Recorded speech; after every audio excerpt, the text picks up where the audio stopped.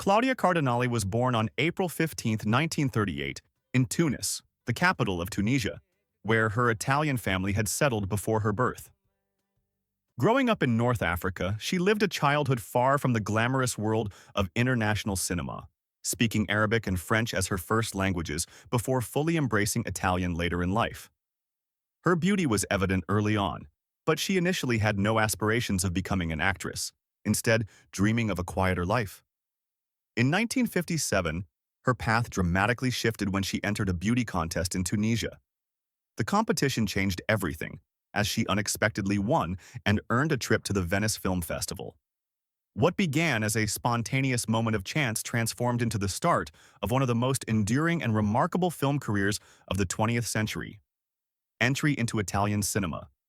Cardinale's arrival in Italy during the late 1950s coincided with the country's cinematic golden age, a period when Italian cinema was flourishing with directors like Federico Fellini, Luchino Visconti, and Michelangelo Antonioni, shaping global film culture. Despite her initial struggles with the Italian language and her naturally husky voice, producers and directors were immediately drawn to her natural screen presence and expressive eyes. Her first credited role came in Goha, 1958, a film shot in Tunisia.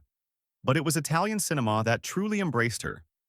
Within just a few years, she transitioned from small parts to leading roles, with her performance in Rocco and His Brothers, 1960, directed by Visconti, helping establish her as a major talent. Her exotic beauty, combined with her ability to convey both strength and vulnerability, made her stand out among a generation of celebrated actresses. Breakthrough performances. The early 1960s became the defining period of Claudia Cardinale's career, as she starred in some of the most iconic films of the era. One of her most celebrated roles was in Luchino Visconti's masterpiece, The Leopard, 1963, where she played Angelica, a character embodying both youthful vitality and the shifting tides of Italian society. Acting alongside legends like Burt Lancaster and Alain Delon, Cardinale's performance solidified her international reputation. Around the same time, she appeared in Federico Fellini's 8½, 1963, one of cinema's greatest achievements, playing the mysterious Claudia, a symbol of unattainable beauty and inspiration. These roles showcased her versatility. She could be radiant and glamorous, yet deeply nuanced, capable of giving life to characters that carried both emotional depth and timeless elegance. Transition to international stardom. By the mid-1960s, Claudia Cardinale had moved beyond Italian cinema to become a recognizable figure worldwide. Hollywood, eager to introduce European stars to American audiences, embraced her charm and screen presence. She starred in big-budget productions like Blake Edwards's The Pink Panther, 1963, where she played Princess Dalla alongside Peter Sellers, and Sergio Leone's epic western Once Upon a Time in the West, 1968, where she delivered one of her most memorable performances as Jill McBain, a strong-willed woman at the heart of the story. These films not only expanded her global reach, but also demonstrated her ability to adapt across genres, from comedy to drama to westerns, making her one of the most versatile actresses of her generation. Style, persona, and screen presence. Unlike some of her contemporaries, Cardinale never relied solely on glamour or fashion to define her screen identity. While undeniably beautiful, she was admired for her authenticity and the way she brought naturalism into her performances. Her slightly husky voice, which might have been considered unconventional for leading actresses at the time, became one of her trademarks and added to her distinctive presence on screen. Critics and audiences alike recognized her as more than a traditional starlet. She was an actress who could inhabit roles with intelligence and depth, giving dignity to characters who might otherwise have been overshadowed by spectacle.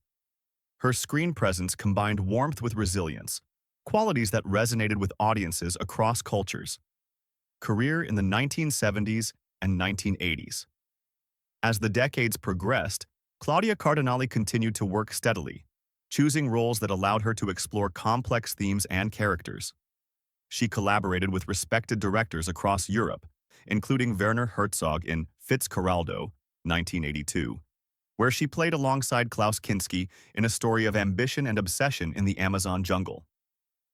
Though she remained a fixture in European cinema, she also pursued projects in international productions, proving that her appeal extended well beyond her Italian roots.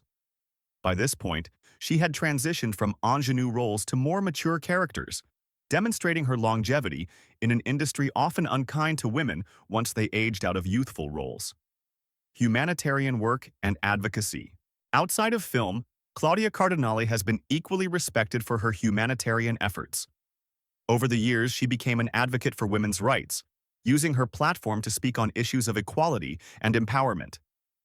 Her own experiences in a male-dominated industry made her particularly sensitive to the challenges faced by women, and she consistently sought to inspire younger generations.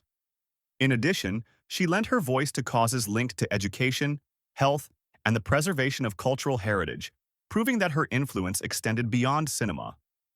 These commitments added another dimension to her public persona. She was not just an actress, but also a figure who cared deeply about social responsibility. Later years and recognition. Even as cinema evolved into new forms, Claudia Cardinale remained active in the industry well into her later years. She appeared in films, television, and on the stage, continuing to display her passion for storytelling. Her work has been recognized with numerous awards and honors, including Lifetime Achievement Awards at major film festivals such as Venice, Berlin, and Cannes. These accolades are a testament not only to her acting talent, but also to the profound respect she earned over decades of dedication to her craft. Cardinale never treated acting as a mere profession. For her, it was a way to communicate humanity's joys, struggles, and contradictions. Legacy in film history.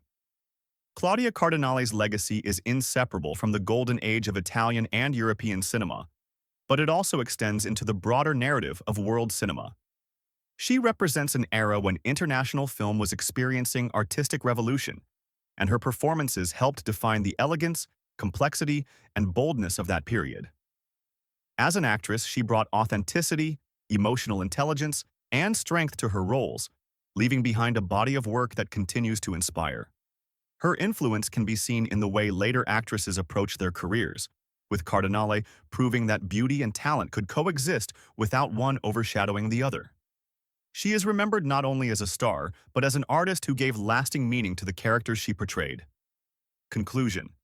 A life of grace and enduring impact. Claudia Cardinale's life story is one of transformation, resilience, and timeless artistry. From her unexpected start in a Tunisian beauty contest to her rise as one of the most iconic actresses in the world, she built a career that defied expectations and broke barriers. Her performances in classics like The Leopard, 8½, and Once Upon a Time in the West remain cornerstones of film history, while her later humanitarian work solidified her role as a voice for dignity and equality. More than a glamorous figure of the silver screen, she became a symbol of perseverance, intelligence, and authenticity. Today, Claudia Cardinale's legacy stands as both an inspiration to new generations of artists and a reminder of cinema's power to capture the essence of humanity.